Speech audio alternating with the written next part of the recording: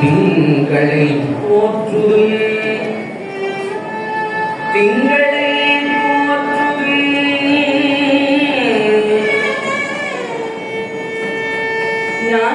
ஞாயிறு போற்றுதும் ஞாயிறு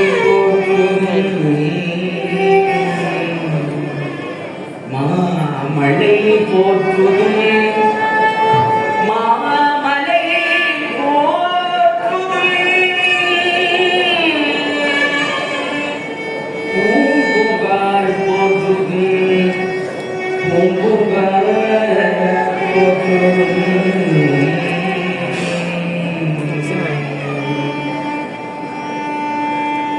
சைவத்தின் மேல் சமயம் வருவதில்லை.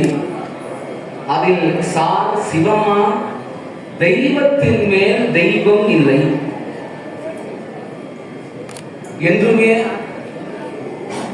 எம்மை காத்து ரட்சித்து அருள்கின்ற பார்வதி பரமேஸ்வரனுடைய திருவடி தாமரைகளை மனதிலே பதித்து தோன்றா துணையாக குருவருள் செய்து கொண்டிருக்கக்கூடிய என்னுடைய அத்தனை குருநாதர்களினுடைய திருவடி தாமரைகளை சிரசிலே சூடி தமிழங்கள் இளமைக்கு பால் இன்பத் தமிழ் அல்ல புகழ்மிக்க புலவர்க்கு வேல் என்று உயிருக்கு மேலாக எங்கள் உதிரம் சதை நரம்பு அத்தனையிலும் இற்றை வரைக்கும் அறத்தையும் பக்தியையும் ஒழுக வேண்டும் என்று சிந்தனை தரக்கூடிய என்னுடைய தமிழ் தாயையும் மனதிலே நிறுத்தி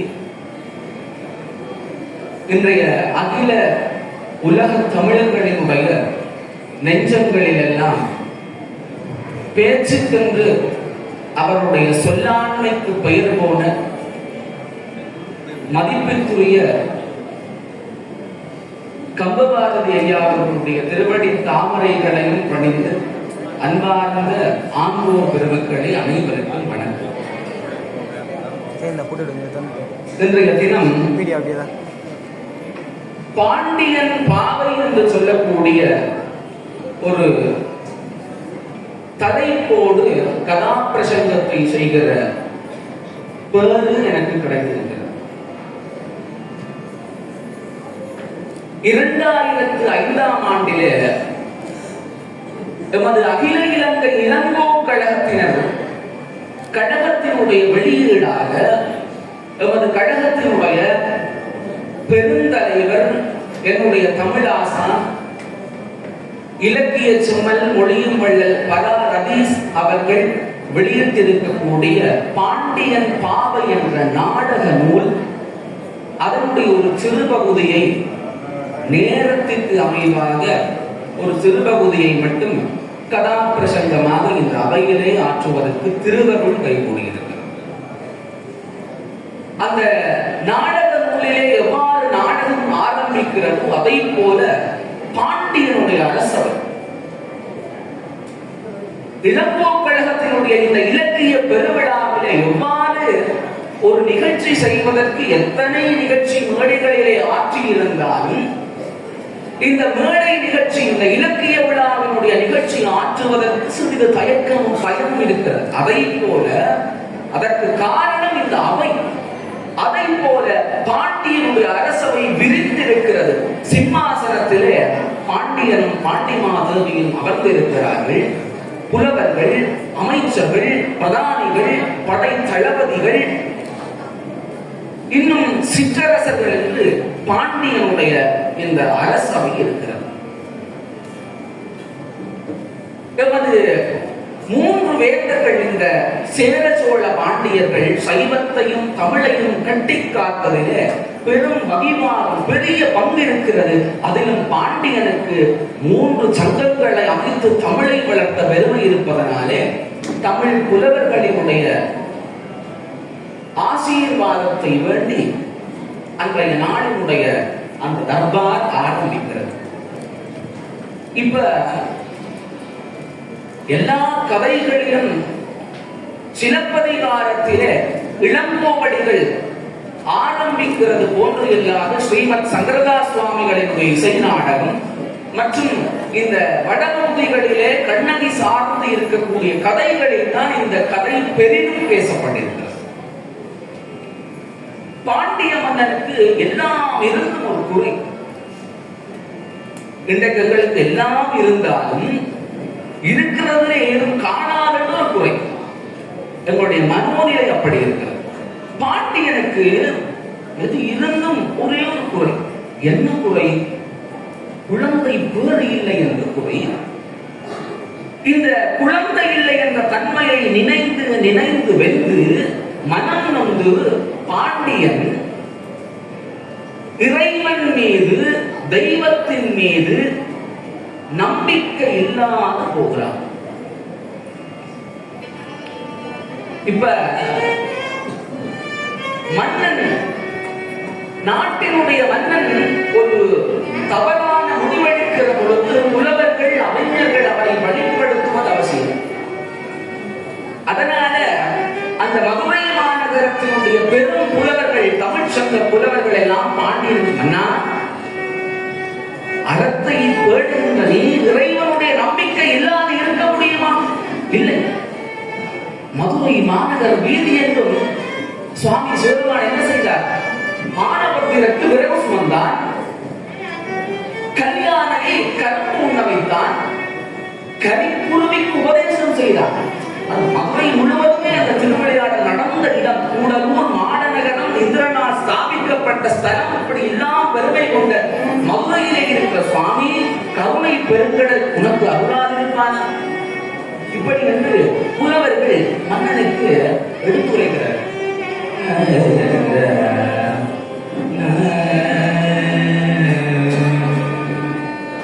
கண்டோறும் காதற்குள் தெய்வம்,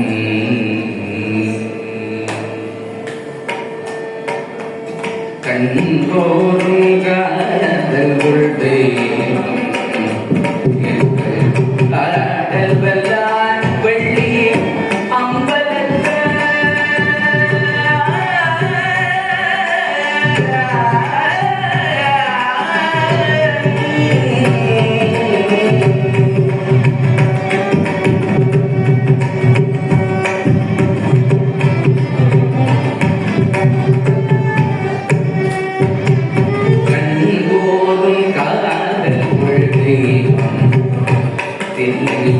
அம்பலத்தான் வெள்ளி கம்பலத்த கண்டோறும் காதல் கொள்கையும்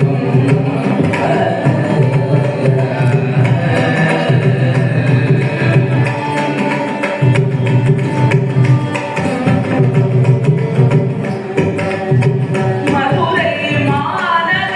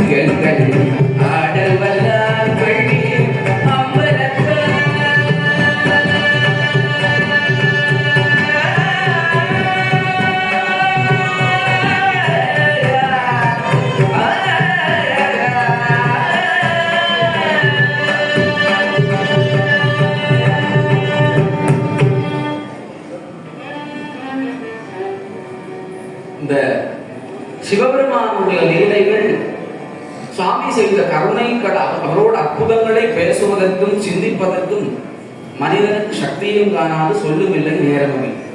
சுவாமியோட பெருங்கருணையின் திருவருளும் அப்படி.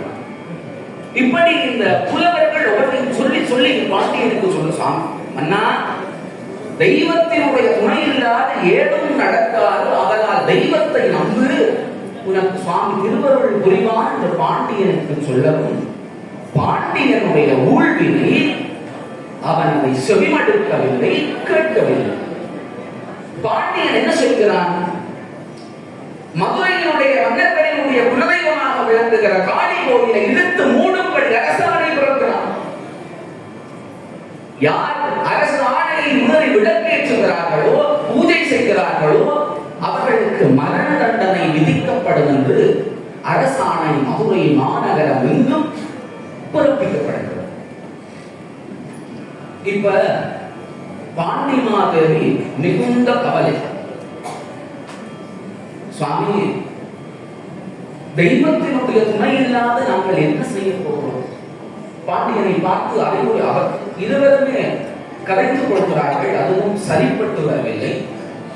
இந்த நேரம் பார்த்து மதுரை நகருக்குள்ளே வரதன் என்கிற எண்ணெய் வியாபாரி எண்ணெய் விற்று வருகிறான். அன்று முதற் பொழுது எண்ணெயை கூவி கூவி விற்று எண்ணெயோ வில்படவில்லை. அவனும் அந்த குலதெய்வம் காளியினுடைய கோயில் வாசலுக்கு வருகிறான்.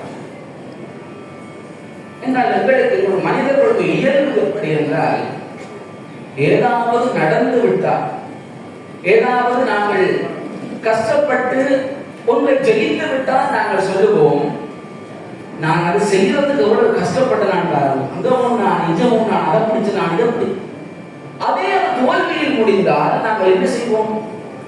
கடவுளுக்கு கண்ணிலிருந்து மூக்கிலிருந்து நாக்கு மட்டும் எதுவும் இருக்கா. அப்படித்தான் கூட மனோநிலை சுவாமிகளுக்கு ஏதாவது நடந்தால் அது எங்களால் நடந்தது, தோல்வியில் மட்டும் சந்தித்தால் அது சுவாமியோட. இப்ப இந்த பரதன் மனக்கவலையால அம்பாளை பார்த்து, அம்மா, இந்த மதுரை வீதியிலே நான் இன்றைய வாணிபத்திற்காக எண்ணெய் விற்கவில்லை, என்னுடைய மனைவி நான் வருவேன் என்று ஏங்கி தவித்துக் கொண்டிருக்கிறாள், எண்ணெய் விற்படவில்லையே அம்மா, இன்றைய என்னுடைய வீட்டிலே நான் சமைப்பதற்கு இன்றைய எண்ணெய் இந்த வியாபாரம் நடந்தால் தான் என்னால் எதுவும் செய்ய முடியும். அதனால் தாயே, நீங்க துணை என்று அந்த காளி அம்பாளை பார்த்து வழிபடுகிறது. தேவி நீயே துணை, தென்மதுரை நீ நல்லோ ஜனி,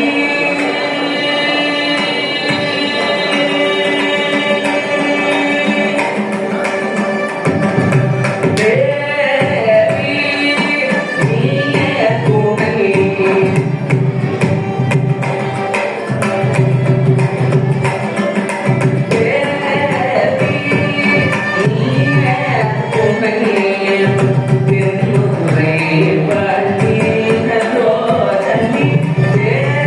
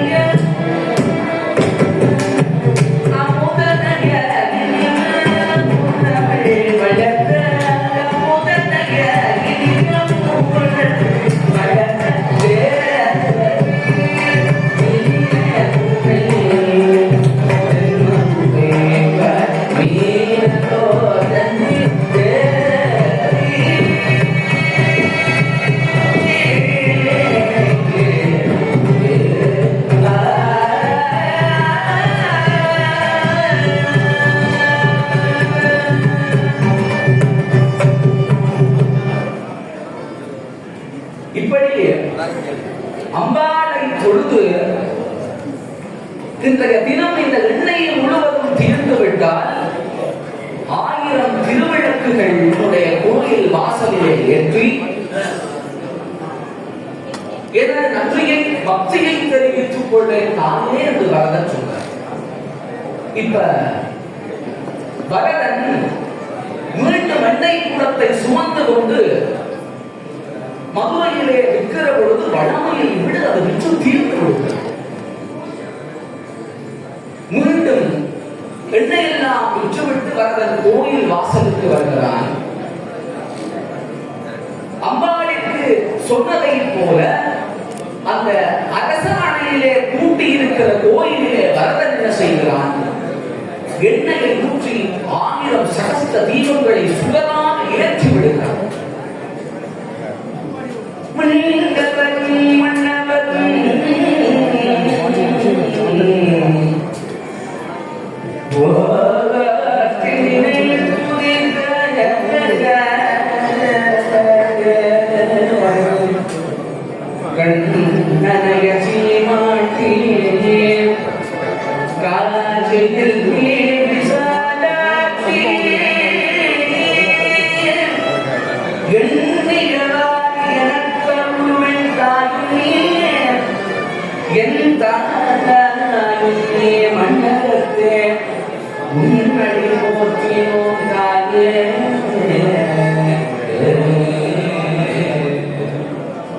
அந்த தீபங்களை எல்லாம் கோயிலிலே ஏற்றி வழிபடுகிறான். அந்த நேர்த்து பார்த்து பாண்டி நாட்டினுடைய காவலன் ஓடி வருகிறான். அரசாணையை மீறி இவ்விடத்திலே விளக்க ஏற்றிய மாபாரதன் யார்? வரதன் அப்படியே பயந்து போய்விடுகிறார். ஏன்? வரதனுக்கோ இந்த மன்னனுடைய ஆணை பற்றி தெரியாது. ஆலயம் 3 மாதமாக பூட்டப்பட்டிருக்கிறது. இந்த விடயம் தெரியாது. விளக்கேற்றி விட்ட பொழுது மாபாரதன் யார் என்று கேட்கிற பொழுது வரதன் கூறி குறுகி போய் அந்த பாண்டி நாட்டு வீரனை பார்த்து கேட்கிறான், ஏன் நான் என்ன தவறு செய்தேன்? மன்னன் 3 மாதங்களுக்கு முன்னே ஆலயத்தை பூட்டி இந்த ஆலயத்தில் விளக்கேற்றக்கூடாத பூஜைகள் திருவிழாக்கள் நிறுத்தப்பட்ட அரசாணையை மறுத்து நீ இந்த விளக்கேற்றி இருக்கிறாய். ஆதலால் உனக்கு மரண தண்டனை அளிக்க போகிறோம் என்று அந்த பாண்டி நாட்டு வீரன் சொன்னார். வரதன் அப்படியே கிடுகிடு நடுக்கி போகிறான். என்னுடைய மனைவி என்னை பார்த்து எதிர்பார்த்து மனைவியை எதிர்பார்த்து கொண்டிருப்பார். எப்பொழுது என்னால் அந்த எண்ணெய்களை எல்லாம் விற்று நீங்களும் தந்து சேர்வார் என்று மனைவி அப்படியே பார்த்து கொண்டிருப்பார். தாயே, உன்னுடைய திருவடி வாசலிலே விளக்கேற்றியமைக்கு இவ்வாறு பெரும் தண்டனை வேண்டுமா? அந்த தாயை பார்த்து காலையை பார்த்து வீழ்ந்து வணங்கி அழுகிறார். கட கட கட கட வினவாகம் உயர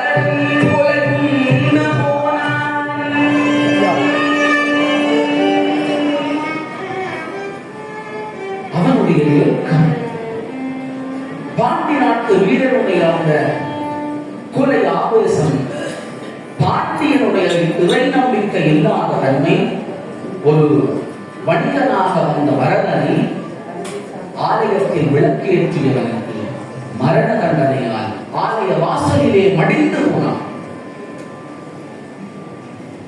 இற்றை வரைக்கும் நம்முடைய இருக்கிற இறுதி நம்பிக்கை இறைவனுடைய நம்பிக்கை. ஆதலால் அவ்விடத்தை காடி கிளம்புகின்றார் அசரீரியாக சொல்கிறார். மா பாதகனே பாண்டியனே, உன் குலத்திலே நான் தோன்றி உன்னுடைய குலத்தை சம்பவிப்பேன் என்று தாய் உரைக்கிறாள். மகனே வரதனே, பூம்புகார் பட்டினத்திலே பெரிய வணிகர் குலத்தினுடைய மைந்தனாய் கோவலனாக நீ பிறப்பாய் என்றும் உன் வரவை எதிர்பார்த்திருக்கின்ற உன்னுடைய மனைவி பிறப்பிலே குன்றாத பெருந்தோள் மடந்தை மாதவியாக அவதரித்து உண்மை வந்து சேர்ப்பாள் என்றும் தாயினுடைய அசரீரி கேட்கிறது. சிறிது நாட்கள் இந்த பாண்டியனுக்கு உண்மையிலே பெண் குழந்தை பிறக்கிறது. யாதக பலன்கள் எல்லாம் பிழைத்து விட போக அந்த காவிரி ஆற்றிலே பேழையிலே அந்த பெண் குழந்தையை பாண்டியன் அனுப்பிவிடுகிறான். மாநாய்க்கன் அந்த பேழையை எடுத்து கண்ணகியை அவளுடைய கண்ணினுடைய அழகை பார்த்து கண்ணகி என்று பெயர் சூட்டி தன்னுடைய மகளாக வளர்க்கிறான்.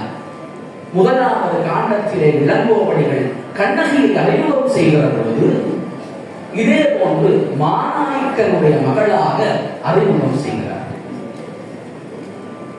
இதனால இந்த இடத்திலே கண்ணகியினுடைய கதைகளிலே சிலப்பதிகாரத்திலே பேசப்படாது. எங்களுடைய மரபோடு இற்றை வரைக்கும் எங்கள் கிராம நாட்டுப்புறங்களிலே இருக்கக்கூடிய கதை, அதோடு சங்கரதாஸ் சுவாமிகளுடைய இசை நாடகத்தில் இருக்கின்ற குறிப்புகளையும் வைத்து சிலப்பதிகாரத்திலே மாநாய்க்கன் மகளாக அறிமுகப்படுத்தப்பட்ட கண்ணகி என்னுடைய குருநாதர் ரதீசவர்களினுடைய பாண்டியன் பாவையிலே பாண்டியனுடைய விளையால் வந்த மகளாதலால் பாண்டியன் பாவை என்று இந்த இடத்திலே அரங்கத்திலே அனைவருக்கும் இந்த விடயதானத்தை உரைத்து இந்த நேரத்தையும் இந்த தருணத்தையும் அளித்த அத்தனை பேருக்கும் மனமார்ந்த நன்றிகளையும் தெரிவித்துக் கொண்டு இந்த நாடினுடைய கதாபிரசங்க ஆற்றுகளில் நல்லை குருமணிகளாக விளங்கி இருக்கக்கூடிய முதலாவது குருமகா சன்னிதானம், சிறிது காலம் முன்பதாக சிவசாயுஜ்யத்தை அடைந்த இரண்டாவது குருமகா சன்னிதானங்களுடைய திருவடித்தாமரைகளுக்கு சமர்ப்பித்து யாழ்ப்பாணத்திலே கதாபிரசங்கத்தில் நெல்லையாதீனத்தினுடைய முதலாவது மணி என்று சொல்லக்கூடிய குருமுதல்வர்களே மீண்டும் உயிர்ப்பிப்பு அளித்தார். அவர்களினுடைய அந்த திருவடிகளுக்கு இதை சமர்ப்பணம் செய்து அகில இலங்கை இளங்கோ கழகத்தினுடைய அத்தனை பேருக்கும் மனமார்ந்த நன்றிகளையும் தெரிவித்துக் கொண்டு அவையோர்களுக்கும் நன்றிகளை தெரிவித்துக் கொண்டு நேரம் மிகுந்த ஒரு குறுகிய நேரம் என்பதனாலே மிக விரிவாக பிரசங்கத்தையும் பாடலுடைய முறைமைகளையும் எல்லாம் ஆற்றுவது மிகுந்த கடினம். ஆதலினால ஒரு சிறிய ஒரு பகுதியை மட்டும் ஆற்றி விடைபெற்றுக் கொள்கிறோம். அதனை முகநாதலோடு காணமுடாக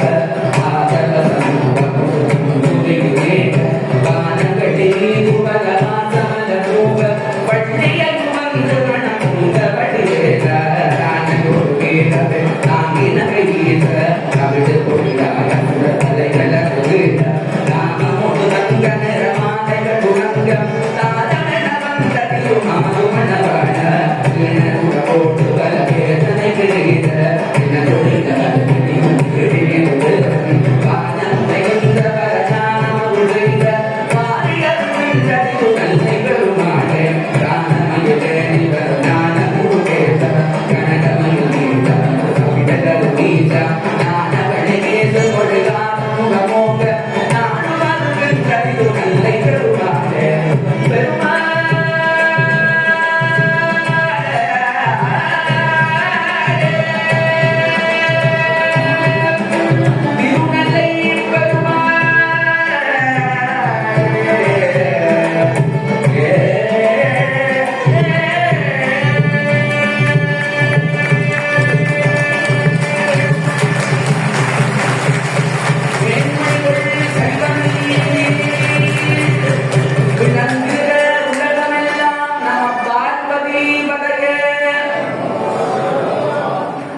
இது சனி மகா பிரதோஷம். அதனால இந்த தருணத்திலேயாச்சு இதுல இருக்க எல்லாரும் சாமியோட நாமத்தை சொல்றதுக்கு ஒரு பெரிய கருணை. அதனால எல்லாருமே நம பார்வதி பதையான்னு சொல்லும்போது அழகாக மகாதேவான்னு உணர்ந்து சொல்லிக் கொள்ளும். நம பார்வதி பதையே